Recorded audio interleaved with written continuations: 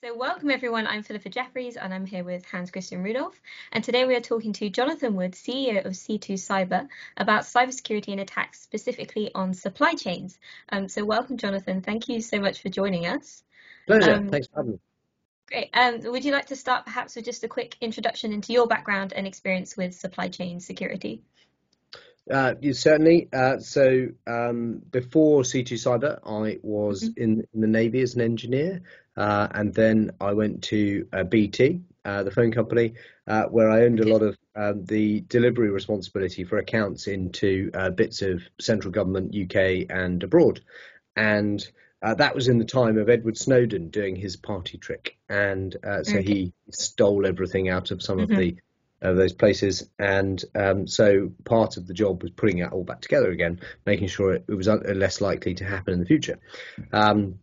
They now call that vendor risk management because Ed Snowden was a contractor, so he's a third party to his work.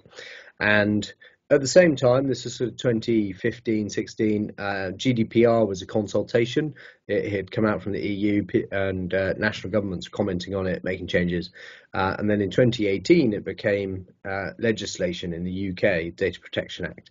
In that period of time, some organisations were quite proactive, and we worked with some major retailers, supermarkets and department stores and so on in the UK, on getting ready for more stringent privacy laws and protection for consumers, which was actually fairly similar to vendor risk management in terms of when you send data out of your organisation, you're the data, the owner, the controller, and the places you send it in GDPR language, data processor, and so you send it to them. Can you trust them with it? Are they going to treat your data with respect? And can they give it back? Will they delete it when your contract ends? And all those questions people had just ignored previously.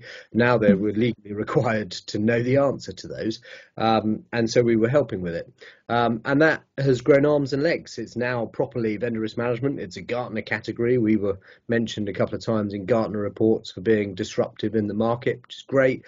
And we're helping customers from critical national infrastructure to retailers to luxury fashion houses to central government and the NHS. So quite a varied list of places that have supply chain security concerns.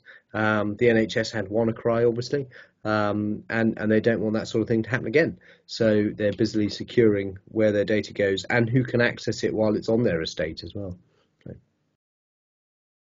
Okay, thanks for that recap. You already touched on a few things that can sort of be considered security goals in terms of supply chain security. You mentioned privacy. There's obviously, especially in recent years, availability is also a huge issue. Can you just give us a brief overview of what makes a secure supply chain, and are there any differences between different types? Certainly. So the industry I live in has many acronyms. Right? It's mostly to keep insiders out and wages high, as far as I can tell as an employer. But one of the acronyms in use is the CIA, so confidentiality, integrity, and availability. And you touch on two of those there, Hans. So confidentiality is the one people focus on quite a lot. Is it secret? Is it encrypted? Can anybody read it without my permission or my password? But actually, that's only one leg of the stool. So if you're not sure whether it has integrity, i.e. has the data been changed without your knowledge? Has somebody fiddled with it, changed the numbers? Do you owe less tax or more tax? Are there photos missing? Whatever it is. That's integrity. Availability is everyone's busily shoveling things into the cloud, particularly in the pandemic and post-pandemic, because they want to be able to work from home and have hybrid working and all that good stuff. Great for potentially availability and productivity, but is your cloud provider guaranteeing a level of availability? So the larger cloud providers have got lots of redundancy, they've got resilience, they've got different sites and so on, and the data's backed up in different places.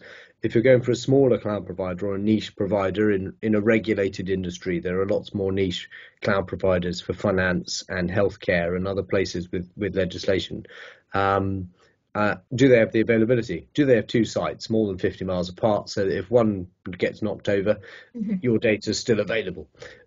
These are all good questions. They're all queried by a competent organization testing your supply chain security against things like ISO 27001.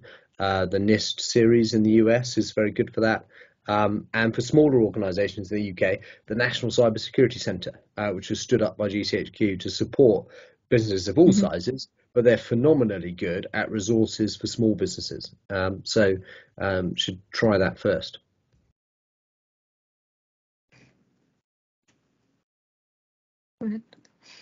Okay, yeah, so you mentioned kind of the different sides of looking at kind of security within supply chains. As a kind of cybersecurity magazine, like I was wondering if you could talk about some of the specific cybersecurity challenges related to supply chains. And I mean, you've already given plenty of examples, but just kind of look at that a bit more.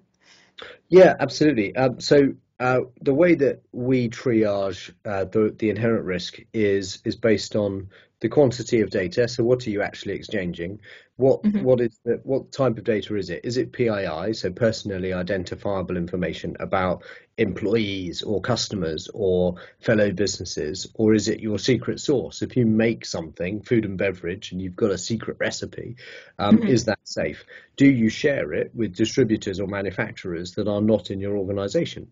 Do you use a marketing house and you email them an enormous spreadsheet of other people's home addresses? You should probably stop doing that if you're thinking, yes, actually, we do that in our company. Emailing those things around is not safe. They're challenges that relate specifically to supply chain because no business really is an island. Even the largest FTSE 100s have lots of suppliers that consume data or provide data, and it's how that's done. Very rarely is a carrier pigeon involved. It's usually an email or an API connection. And the APIs are one of the areas that trip people up. So Maersk in 2015 with the NotPetya malware, which was actually from an accountancy firm in Europe, and that knocked over Maersk's corporate WAN. There's a very good Wired article on the subject, and that was because they had a trusted relationship, network to network, between the accountancy firm and Maersk's headquarters, but there were no breaks, there were no roadblocks, there were no checks in there, and so NotPetya got in and wiped them out. They rebuilt it, but it took a long time. It cost a lot of money. So specifically with supply chain, you don't own the infrastructure that you're interacting with. So without testing it through an assurance process, how do you know that you should send them data?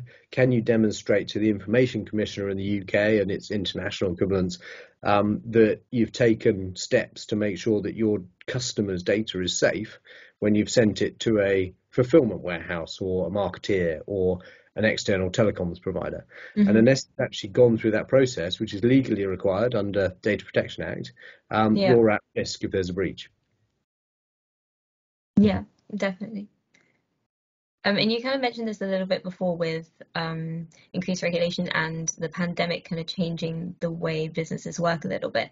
Can you talk a bit more about how kind of the threat landscape of supply chain has evolved recently, especially, I guess, in the last few years? Yeah, certainly. So I'm talking to you from my house. It looks like I'm in Houston, no, you're not.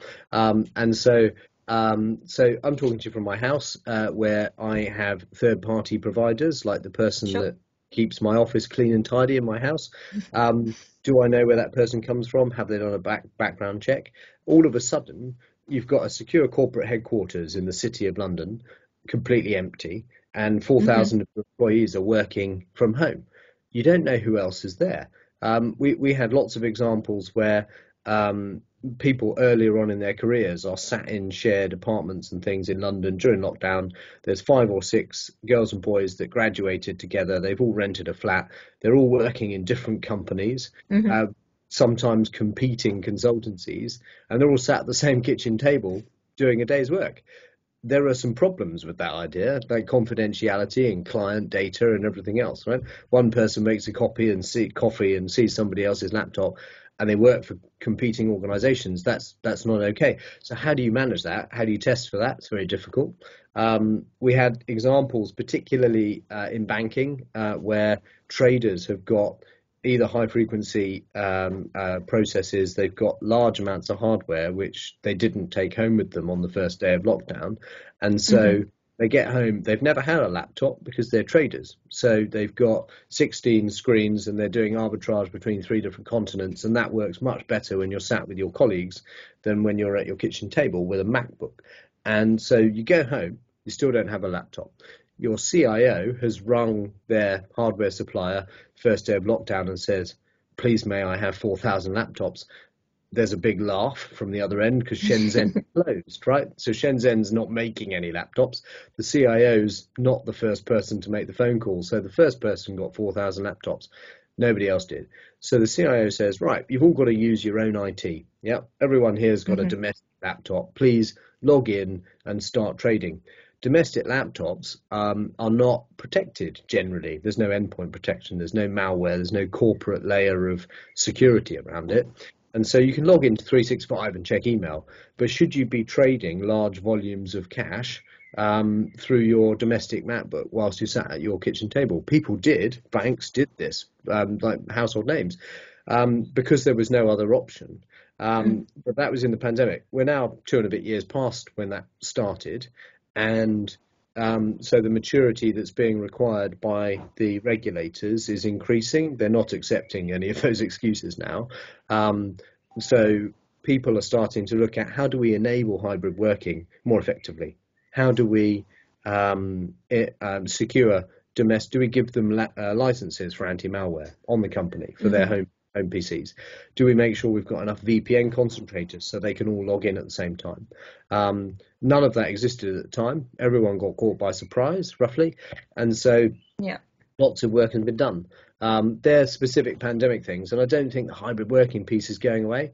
In C2, we're doing 3 for 2, so 3 days in, 2 days out. And certain teams make sure that they're all in on the same day, like sales or the service delivery team. But we're trying to do 3 days, 3 days in, 2 days out. That's good that you mentioned that, and I find that so interesting because you mentioned, the hybrid working example there. It's not necessarily something that comes to mind as a first thing. If you hear supply chain security, you think of an organization that manufactures something, and there might be somebody providing the hardware, somebody providing something else. But it shows that basically all organizations out there are affected by this.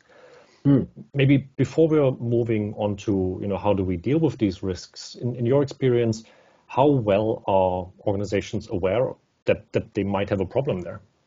Okay, so there are a number of examples. There was a brewery in the UK which remoted a lot of its operational technology management because the engineering team didn't actually want to go into the office on the basis that that COVID was at large.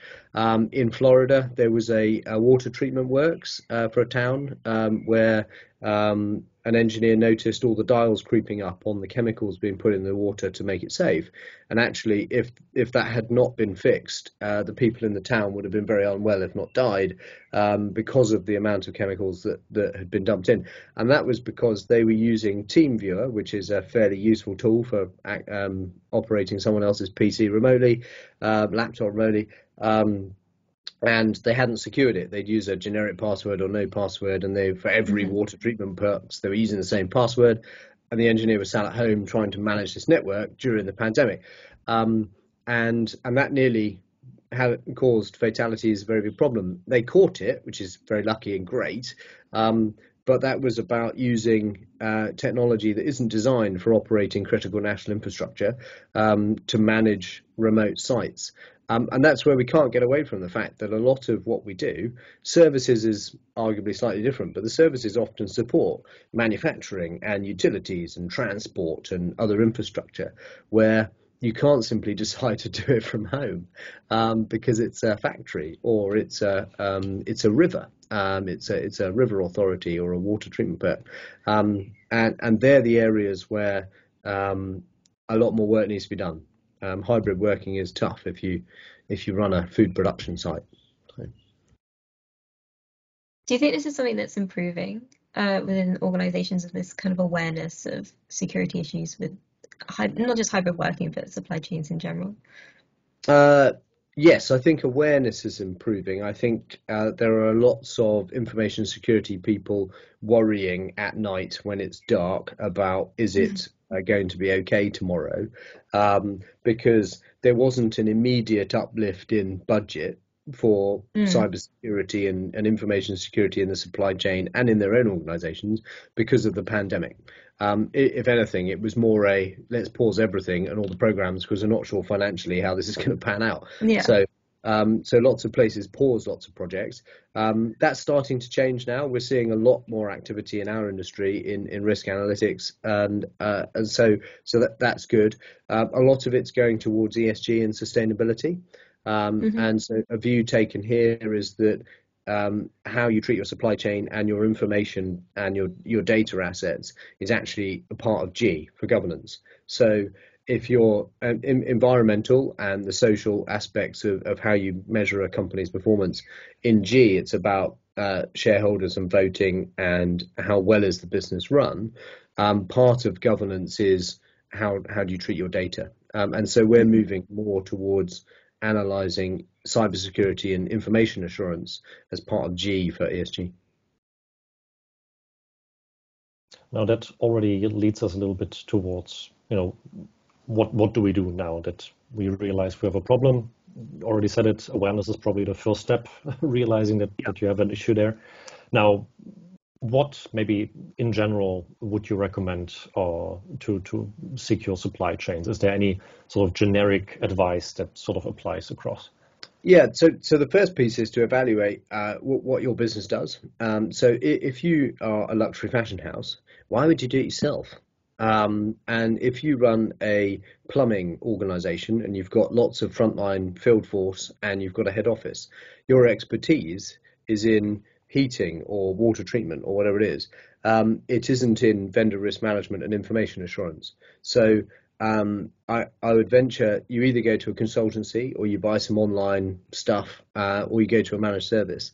In order to be an intelligent customer for those three main options, I would do some research. The NCSE website, I'll plug them again for free, has a lot of governmental level stuff about supply chain security. Supply chain is in the top 10 things to worry about from them this year for the first time. They've got quite a few resources, which just gets your brain thinking. So if you're not an information assurance professional, you're A, very lucky indeed, and B, you should seek some advice from somewhere like the NCSE or NIST in the US. Other countries are available.